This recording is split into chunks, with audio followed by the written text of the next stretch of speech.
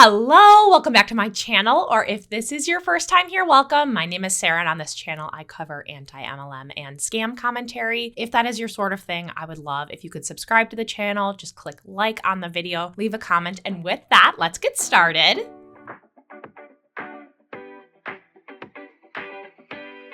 This one is from a MONAT rep. Hello and happy Sunday. So something funny happened this morning. I pulled up Ocean's Church, and I think I pulled up the wrong Ocean's Church. Long story short, I ended up listening to the sermon, and the sermon was, which I'm gonna have to catch up on the other one from Ocean's in Orange County later. But the sermon really talked about the significance. Oh my gosh.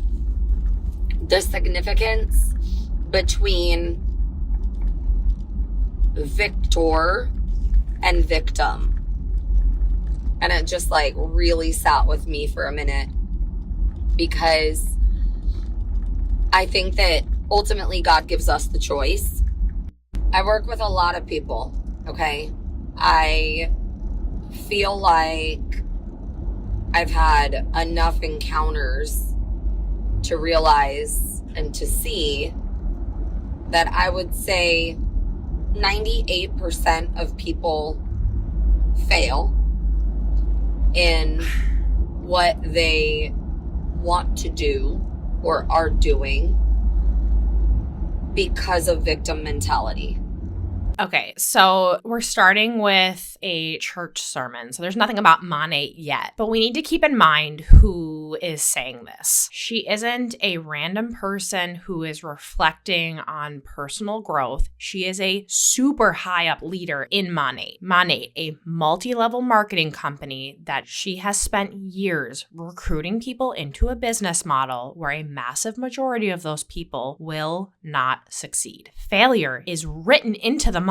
And yet when she hears victor versus victim and immediately applies it to other people's failures, not the company structure, not the odds stacked against them, just them as individuals. That's what I hear, at least. And then she throws out that 98%, which just feels so funny, because I don't think that she was randomly just picking that number. It's almost the exact percentage that we see reported of people in MLMs who don't make money or lose money. But instead of acknowledging that, she frames it as a mindset problem. It is maddening. And this is the part to pay attention to, because the way she talks about failure outside of an MLM is exactly how I feel like she's about to spin it for inside an MLM. The victim mentality is real, especially in the world today. It is on a whole nother level. Everyone gets to be a victim in one way or another.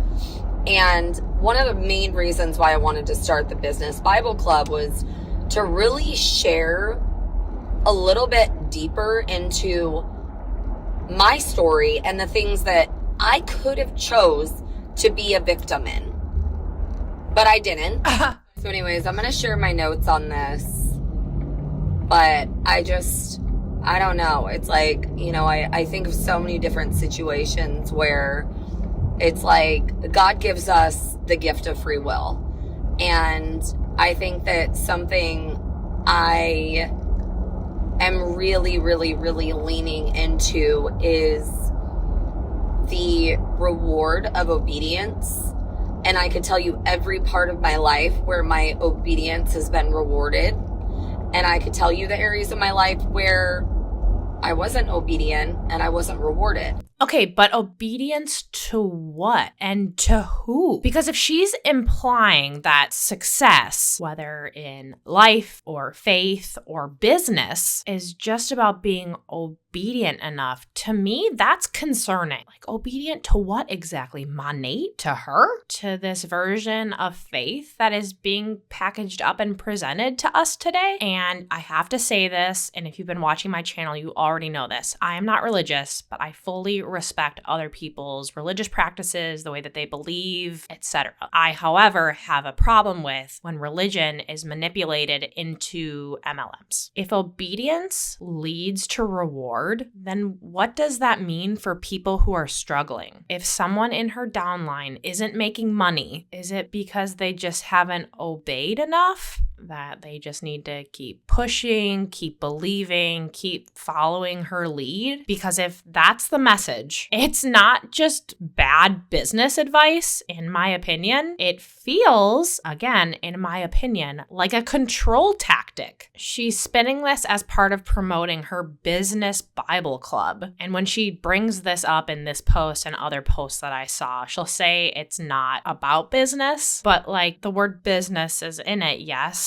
And every time she brings it up, it always seems to circle back to her influence, her story, her way of thinking. And I guess maybe she feels like she's genuinely helping, but when we're watching these things and we know who these people are and what companies they're in, we have to really consider the source. And even beyond that, what the motive is. Is that, it might be Hannah Alonzo who says, consider the source, remember the motive. If I'm misremembering who said that, please correct me in the comments. But that's something that's always stuck with me, especially when I include things like this in Top Fails videos. She isn't necessarily talking about MONAT. She is an extremely high up leader in this company. So we need to consider the source and consider her motive. Because when a top MLM leader starts preaching about faith and about obedience, and the people listening, I assume, are her recruits, it is worth asking who is really benefiting here. And,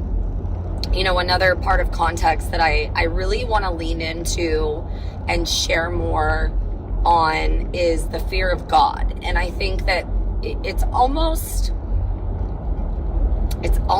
a little bit scary. And I think that people don't want to fully... Okay, I'm at my destination. My mother-in-law's birthday is tomorrow, so I'm getting a couple last-minute things. But I cannot wait to see what God does with this. And I want to invite everyone, anyone and everyone, please come listen to this call of just, it's really me sharing on, you know, a level of, I don't know, like usually when I share, it's like an opportunity call, and this is just for God. Like, this is not for my business. This is just literally my testimony and what he's done in my life. Okay, first off, I didn't make that cut. So when she was talking about the fear of God and then it just went to her parked, which also, like, please stop driving and recording Instagram stories. My so frustrating. So she says about the fear of God, and then we were talking about obedience before, and now we have an invite to a call, but it's not an opportunity call, right? Just another conveniently placed call for the people who are likely going to join, who are already in her MLM. Just feels like a very well-constructed, or maybe not well-constructed way to make sure that everyone stays plugged in and doesn't question things. I mean, it doesn't matter what business you're in, what company you're in, even if you're not in a business, like, it's just to hear how leaning into God can get.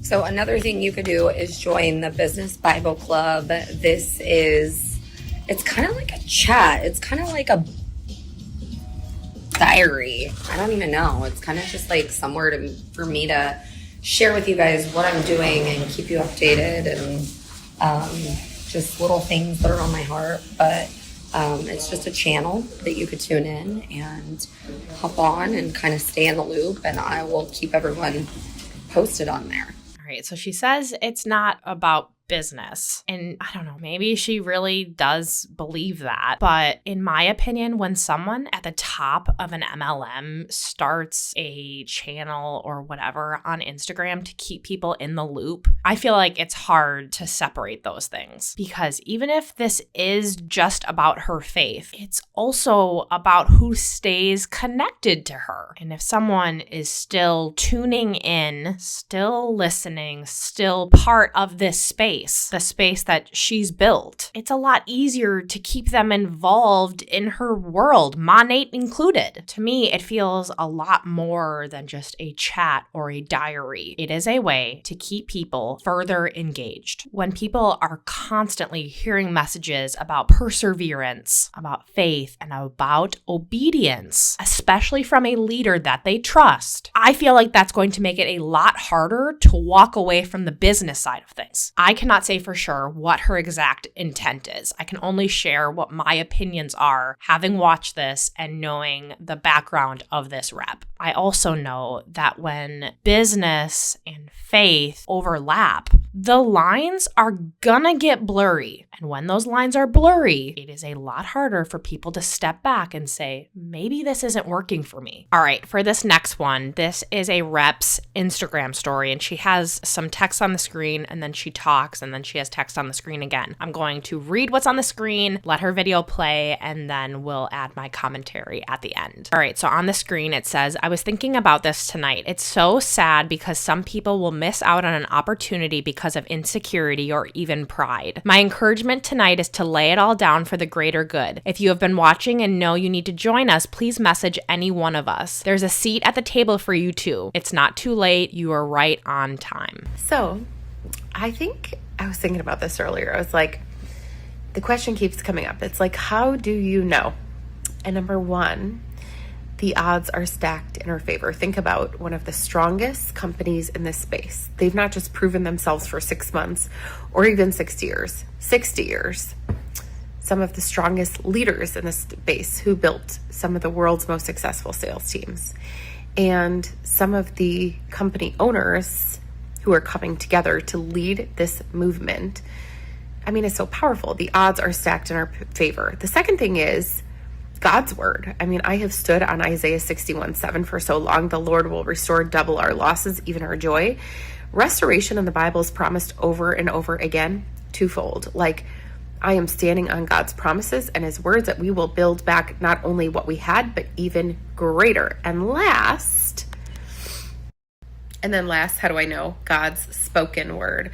You may not remember. I'll repost it here. Back in January last year, so 1 year ago, I got a prophecy saying that basically the thing I thought would be forever, God was going to change the trajectory. But I didn't do anything wrong. Nothing was out of order. Nothing was out of place.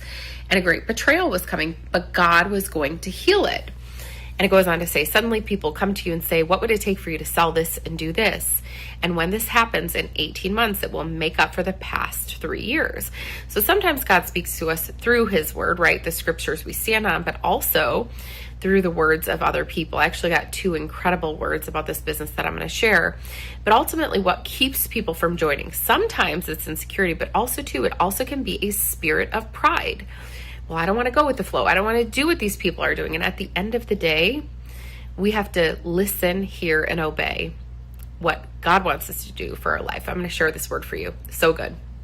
Love for them and your hand upon their lives. Thank you for those cool glittery tennis shoes. And thank you, God, for the testimony of what you've done and continue to do in their lives.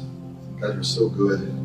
And then that was a voice recording. It was really hard to hear. I think it said something along the lines of, thank you, God, for the testimony of what you've done and continue to do in their lives, and that you're so good. It was supposed to be something I think you could click on. I didn't see it in time to be able to click on it. But it then goes on the screen to say, then 6 months later, 7 days after my company made its announcement, an intercessor reached out to my sister and said, I have a word for your sister, but I know she's so busy. He then went on to share this word with her for our team. Here's the thing I know for certain. God restores and he redeems. Pride loses its power when we surrender. The most important thing that we do is listen to what he is saying to us for the plan and purpose for our life. So right away, I take from that this Instagram story was a message for people who are already in the world of MLM, not outsiders. So it could be for reps in different companies who are maybe feeling stuck or maybe be people whose last MLM switched to something like an affiliate style model, or maybe the MLM altogether shut down, and those people that are still trying to figure out what to do next. Either way, I don't take what she was saying as like a, hey, have you ever heard of network marketing? I feel like this is intended to be for people who already know how this game works. This is a rep who is in Shaklee now, but before that, she was like the number one top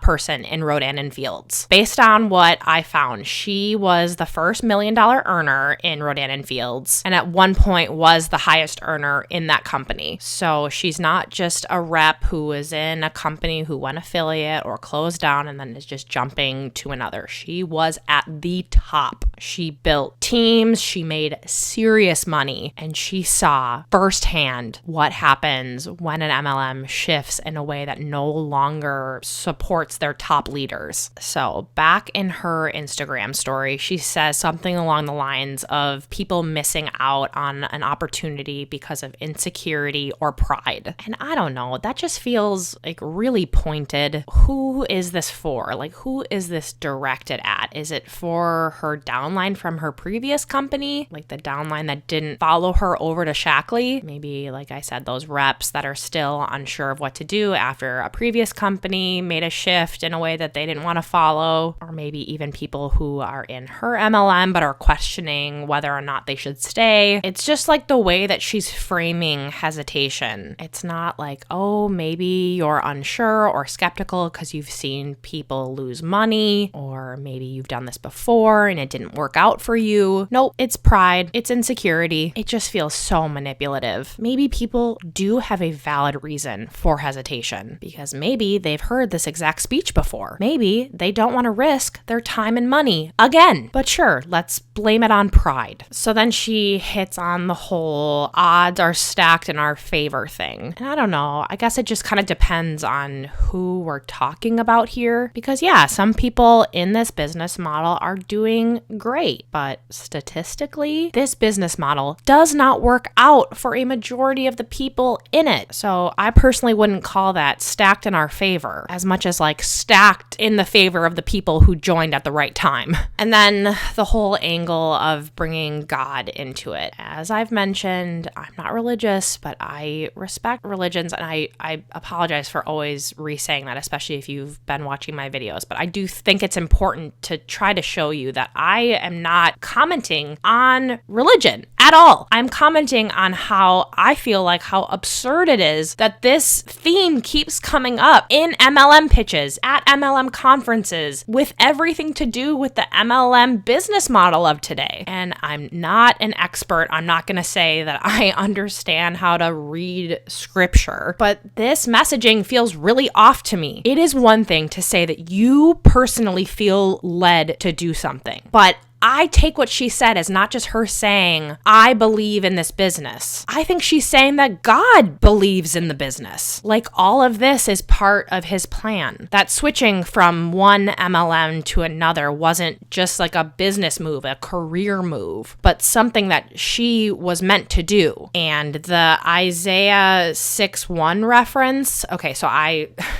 just looked it up, so not an expert and definitely not the authority on it, and happy to be critiqued or given feedback on this. But from what I gather, this is a verse about getting back what was lost, but like even better. So it's a verse that mentions a double portion instead of shame or loss. So from how I understand that, it's about God making things right and blessing people even more if they stay faithful through hardship. So that is just my takeaway. And I think that the way she's using it here, it sounds like she's framing her whole move from Rodan Fields over to Shaklee as some like divine reward. Like, yes, I lost something, but I was supposed to. It was always part of the plan. And now God is going to be giving me something even better. And I don't know, like everyone is going to deal with hardships in their own way. And if faith is the way that you're going to deal with it, that's great. And I understand why you would. But it also, again, in the context of MLMs, is like a convenient way to kind of reframe why you lost money. And to go even deeper into what she was saying, you may also remember that she mentioned a prophecy. She says something along the lines of, and I wrote notes of, someone told her that in 18 months, everything she lost would be restored. And if that was like meaningful to her, I get that. But again, we need to remember the motive, remember the source. This is an MLM pitch. And when we hear things like this in the context of recruiting, it sounds awfully familiar. That whole just keep going. Your breakthrough is coming. Success is right around the corner. It is the vibe that MLM leaders use to keep you hanging on. And then she brought up an intercessor. So I wasn't familiar, but I looked into it. And this is someone who claims to receive messages from God for other people. So she says that this person reached out to her sister with a word from God about her business. And that just feels like even more calculated. And I also do think, and I could be wrong about this, but I believe her sister was also super high up in Rodan Fields. The reason that that part really stuck out to me is it's not like I was led to do this or I believe that this is the right direction for me to go. It's now framed as divine intervention. It's not a business decision. It's God's plan. And if she's using this messaging to recruit, to me, that sends a very clear message. This is not about logic or numbers or strategy. This is about faith. This is about obedience and trusting that your breakthrough is coming too. It feels dangerous. It's dangerous messaging because most people will never get that breakthrough. But if you're led to believe that that breakthrough is right around the corner, that this isn't just about money, but it's about your purpose, how do you even begin to question it? How do you walk away when you've been told that you're leaving what God has planned for you? It feels so manipulative, which brings me to one of my final points. This pride loses its power when we surrender. This part, I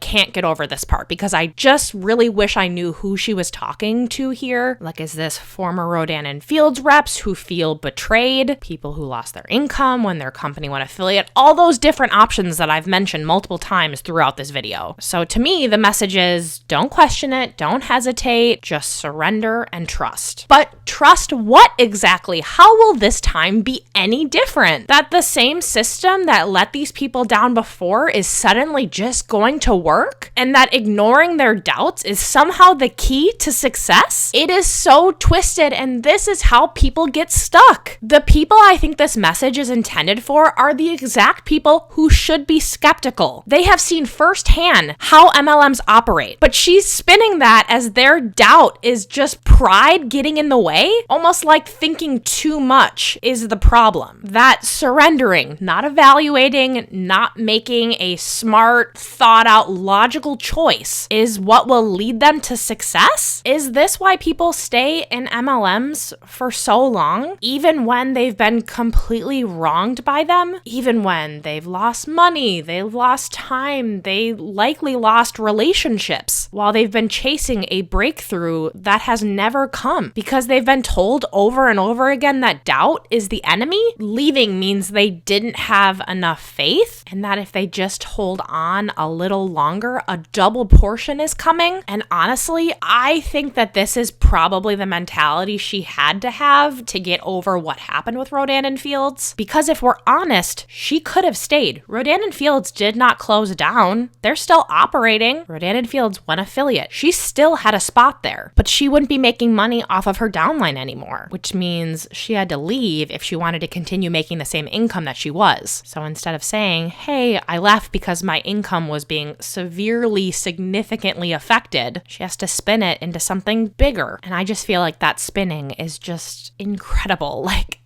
It would be almost like entertaining if it wasn't so sad. She could have stayed with Rodan Fields. The company didn't shut down. She wasn't kicked out. She left because she wouldn't make money off of her downline anymore. If I'm wrong in that, if you know this rep, I'm happy to be corrected, but that is just my understanding of the situation, and I just want to make that very abundantly clear because that's it. That's the whole thing. But instead of saying that, she has to say it's like somehow restoration. It's about God leading her to something greater. And if she frames frames it this way, she never has to admit that she left because the system that made her rich was no longer serving her. And I think that framing it all this way, especially for the reps that are going to be watching this, it keeps them in line. Because if her loss was just a setup for like a divine comeback, then what excuse do they have for quitting? So if she can find a way to spin losing everything into this, into saying like, no, it's actually a blessing, I think that's going to make those reps think that their struggles are just part of the process too. It just feels so frustratingly calculated. At the end of the day, this is just a business. It's about money. And honestly, that would be fine if it wasn't so if the system wasn't so flawed, if the system wasn't so predatory. And when someone frames joining or staying in an MLM as a spiritual decision instead of a financial one, it makes it hard for people to step back and say, wait, is this working for me? Is this what I want? And the worst part to me is that things like this work. Her pitch works. It's a big reason as to why people get sucked in and a big reason as to why those people stay. It turns their critical thinking into what is being framed as doubt. And then their doubt is shifted into being too prideful. And then suddenly asking basic questions like, am I making money? Is this worth my time? Should I walk away? It feels like a personal failure rather than a logical decision. I believe that this rep is not selling just an opportunity. She is selling obedience. She's telling people who have already lost time, money, their trust in this industry that their hesitation is not wisdom. It is weakness. That leaving isn't self-preservation. It's giving up on what God has planned for them. And honestly, I just feel like that is wrong because, and I will say this again, at the end of the day, this is just a business. It's just a company. It's just a compensation plan. And if someone wants to join, or if they've already joined and they want to leave, they should be able to make that decision based on facts, not guilt, not spiritual manipulation, and definitely not because someone told them that their doubts were a test of faith. All right, this next one is a Facebook post from a rep in Plexus. It starts with, in the last 9 years, I've been unfriended, even by family, unfollowed, blocked, belittled. You yourself may have chuckled at a few posts thinking to yourself, how or why is she still talking about this? But I have also never felt more connected, loved, driven, determined, supported, self-confident, motivated, dare I say healthy. This pink drink has been my one consistent in the last 9 years. I've been through multiple degree programs, multiple schools, multiple jobs, multiple towns, and even states, etc. However, this drink has connected me to a community of people cheering me on through highs and lows, no matter the craziness going on in my life. Okay, so to start with, she sort of lists off all of these people who have distanced themselves from her. So she says unfriended, unfollowed, blocked, and like even her family. And instead of maybe stepping back and questioning why that is, it's almost being framed as a badge of honor. I would venture to say that people are not blocking her because they hate success. I would think that they're blocking her because they're probably exhausted from seeing stuff like this, from the relentless recruiting, the constant sales pitches, from the feeling that every interaction that they have with you is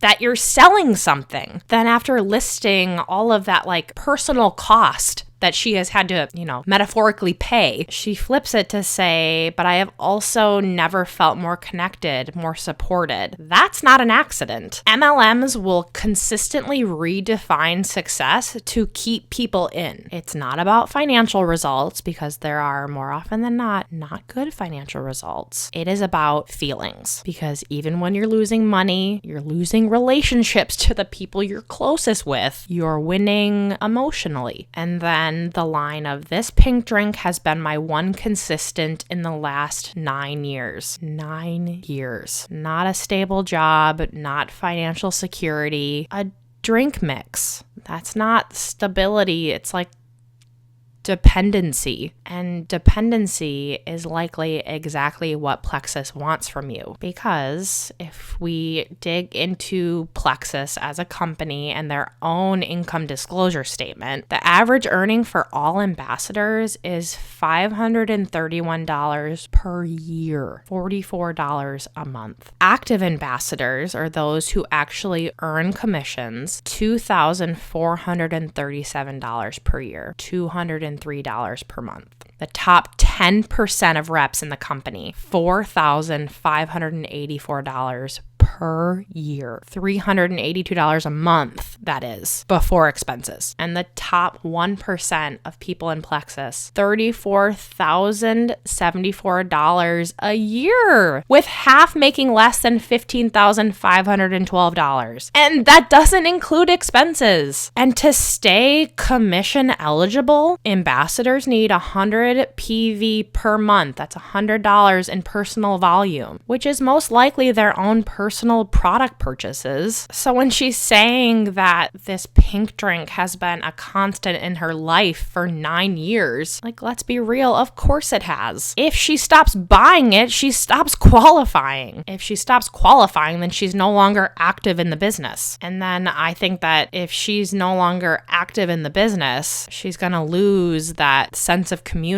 that has kept her so invested. So this isn't just a drink, it is a monthly bill. And I want to focus on this part. However, this drink has connected me to a community of people cheering me on through highs and lows, no matter the craziness going on in my life. She, before that, admitted that friends and family, the people that she cares about, have cut ties. And instead of questioning why that is, she's like calling this a trade-off. Like, she lost those people that I assume were closest to her, but she gained Plexus. That's not uplifting or motivating. It is sad. No real job would celebrate this. Like, people in a normal career wouldn't hear like, oh, people are pulling away from you. It's because they don't support you. A healthy work environment does not replace your personal relationships. It respects them. But in this context, it seems that Plexus to her is not just a company. It's not a career choice. It's become a place, maybe the only place, that she feels understood, supported, cheered on when she's going through highs and lows. That's not how a normal business and relationships within a normal business operate. And I have to wonder what happens if she does ever decide to leave. Because if Plexus is the only community she has left, what's left for her outside of it? Because time and time again, that's how we've seen MLMs work. The support and love and appreciation is conditional. It's not about her as a person, it's about her role in Plexus. And it just feels so sad to read it and have someone frame it as like this positive thing, when as an outsider, especially as someone who is actively anti-MLM, you're reading that and you're like, oh my gosh, you're framing this thing positively as like all of the red flags that we see in MLMs, and you're seeing it as this like good thing. She has built her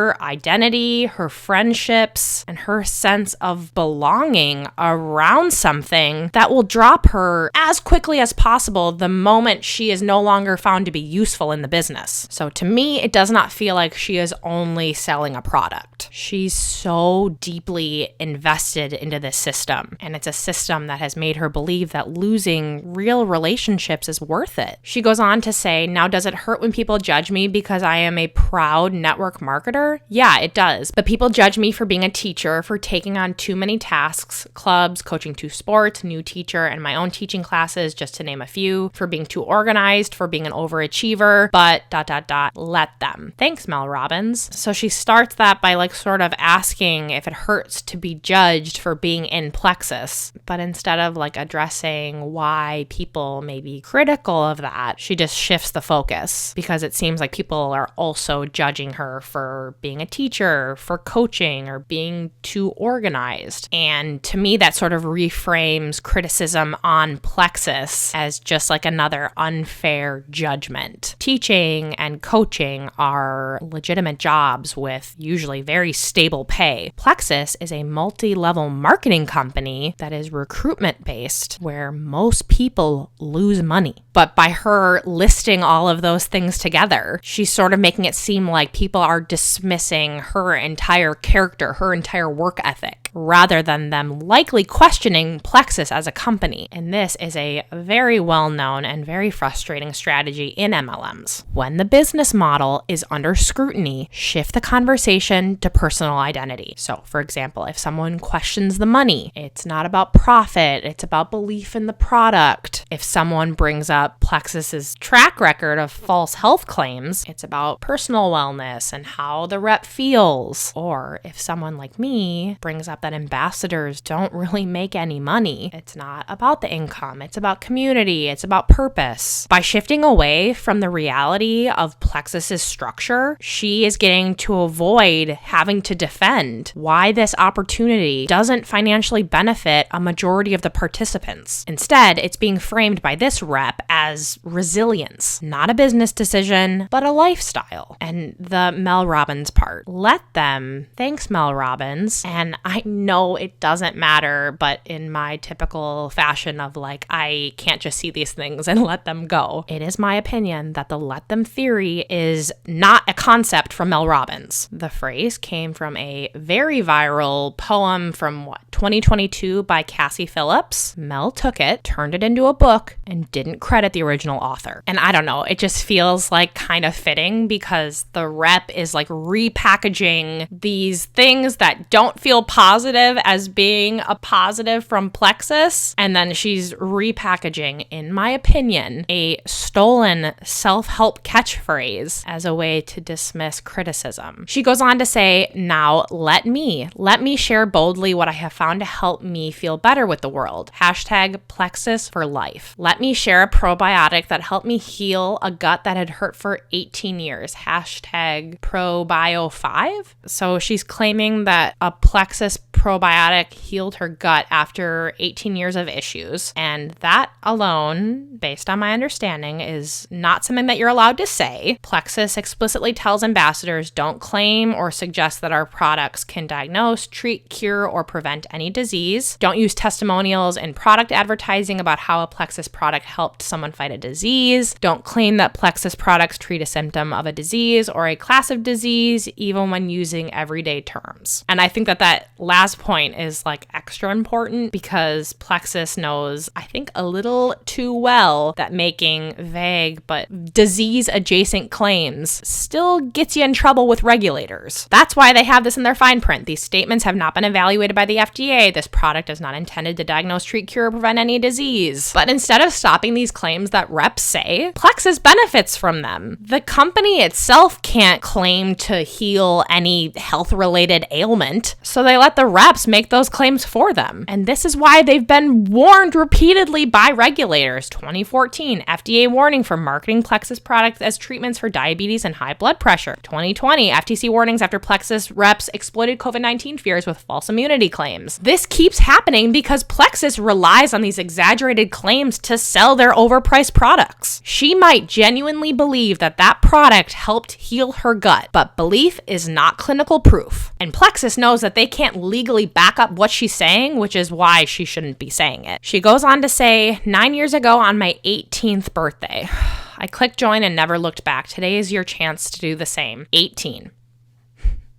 She was recruited into Plexus, according to her, at 18, which is before she had, financial experience. And I don't think that her being recruited at that age was an accident. MLMs target young people. They target new moms. They basically target anyone that's looking for a sense of community because they know that those are the kind of people that are willing to buy in. And I know this firsthand because this is what happened to me. I was recruited into Mary Kay at 18 or 19 years old. I can't find the exact date as to when I joined. And this is way before I understood even how general legitimate businesses worked. And of course, it was way before I understood that people in MLMs don't make money. And just like this rep, I was sold on the idea of having an amazing community behind me, that it would give me extra income and freedom and a sense of community. What I didn't realize then, but that I do now, is that these companies don't want experienced business owners. They want people who don't know, understandably, what kind of questions to ask. They want people who are excited and hopeful and trusting, because those are the people who will buy in first and then figure out the financial reality later when it's probably too late. Plexus and MLMs in general target people who are new to business, or they're unsure about their financial future, or they're just looking for belonging. And that is why they sell the community, not the business model. That's why they push emotions instead of the financial reality, and why they avoid talking about actual income, because the real numbers show us that people will not make money. This is not whether or not she feels good about Plexus. It's about whether Plexus works the way it is sold to recruits. And based on their own reports, it doesn't. No matter how many times we see posts like these, the formula is almost always identical. Focus on personal transformation, avoid the financial reality. If this business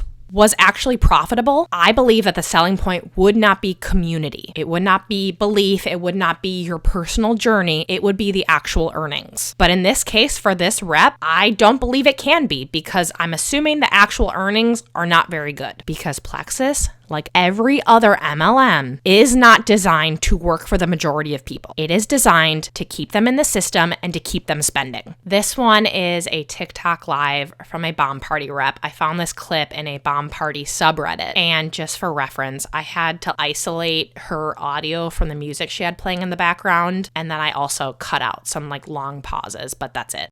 So I know that you're here, because I can tell you, I've had Patty pop in and out of here since 6 o'clock this morning.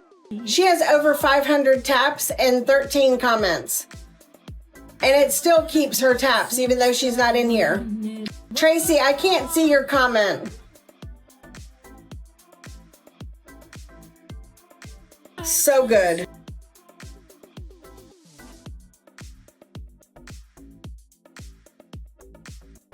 But Sierra, it says you have over 3,000 taps.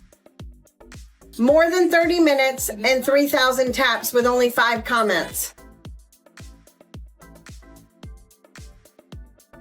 Hello. No, Patty doesn't have an auto tapper going. Patty's at work. But you're at work, right? It does. Stephanie, it does keep track. Thank you, Kelly. Kelly, yours says you've been in here for more than 30 minutes. You have less than 20 comments and 1.1 thousand likes. So if you're here and you're tapping and you're commenting, it'll keep track of it. So she's keeping tabs on who's tapping on the screen and is like literally tracking the number of likes and comments per person, like some kind of, I don't know, MLM surveillance system. This whole engagement obsession, I'm sorry, it's weird. But what makes it even weirder is that she's arguing with people about it in the comments. People are commenting, and based on what I kind of saw, they're saying like, hey, I'm here. Some people are at work. Some people are like, hey, I'm tapping, or I've been at work, so I haven't been tapping. And instead of like acknowledging that people have lives outside of her TikTok live, she's like on this leaderboard mentality, almost to me acting like their presence doesn't count unless they're actively engaging with her video. And then there's like Brittany and Sierra and Jessie, and they're all like chiming in to prove that they're there and that they're online, which just feels like a very bizarre attendance check. And based on what I saw and just also kind of what I assume, these people are like definitely in her downline, which makes this like so, I don't know, like culty. Again, just my opinion. Ugh, cult adjacent. It's not just like random people who are, you know, in her live that are interested in this jewelry reveal. It's reps that have to like prove their worth to her. And I do have to say that I assume this is for a game that she's going to play. I've seen this particular rep do this, and I think a lot of bomb party reps do this, that they have rules of if you can be in their game within the TikTok live. I don't know. It's a whole different world over on TikTok live with these bomb party reps, you guys. I don't know how much you guys know about it, but to me, it's just like juicing engagement and making sure that in this case, other reps are continuing to work for you, whether that's like actually tapping or commenting in the chat to like prove their loyalty. And I don't know if this is like a personal fail, like to be a top MLM fail. If it's like a fail for this rep, like not necessarily, but it's a MLM fail. Bomb Party on my feed has taken over TikTok live. It is like literally all I see on there. And I know that there are people out there that enjoy watching them on TikTok live, but there are reps that have turned this experience and this live shopping sale into something else entirely. It is not just a sale anymore. It's an unpaid like engagement farm where even the team members that are also bomb party reps have to prove that they deserve to be there and to be included. And with that, that is all I have for you guys today. I really hope you enjoyed this video. If you did and you stuck around until the end, thank you so much. Please, if you haven't yet, just click the like button. It really does help me out. If you haven't already, of course, subscribe to the channel. I would also love if you could leave a comment, just like a thumbs up, a hey, I love this video, whatever it might be. I really do appreciate it. And I see all of them. If you have any top MLM fails that you have seen on social media, you can submit those to me via a Google form or by email. All of the info on how to do that is in the description of this video. And I will see you guys in the next one. Bye!